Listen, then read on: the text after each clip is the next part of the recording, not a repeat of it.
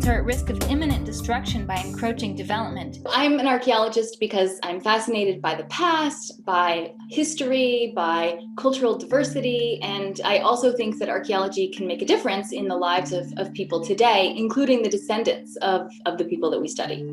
What was that light bulb moment when you realized this is what you wanted to do for the rest of your life?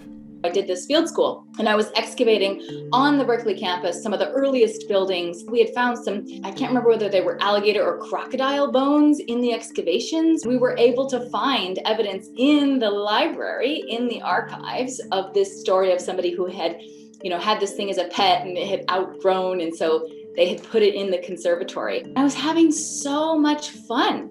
I love being outside. I was using my hands.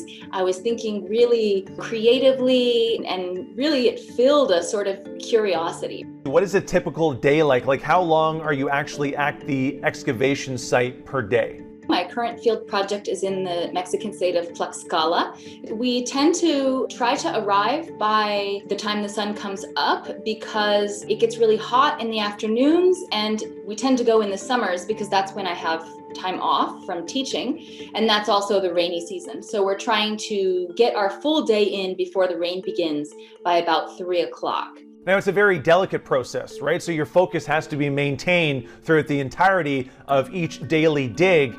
How do you do that?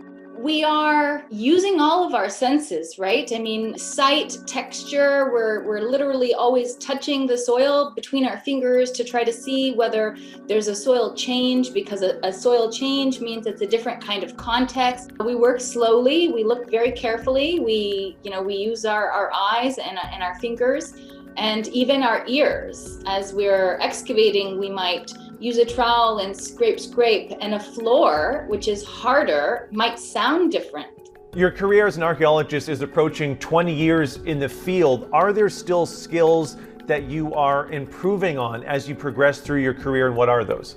Absolutely. So archaeology is very much a collaborative discipline, and it's an interdisciplinary field in that we draw on the tools and methods of other fields like geology, chemistry, biology. There are constantly new methods being introduced and being refined, and we're constantly thinking about how that might help us to reconstruct the past, how that might help us to better understand the archaeological record, from using a geochemical analysis to tell where a pot was made, or ancient DNA analysis to tell that this person was the mother of this boy. All of these kinds of things. Lisa, thank you very much for your time today, and hopefully you can get back in the field, back to excavating as soon as possible.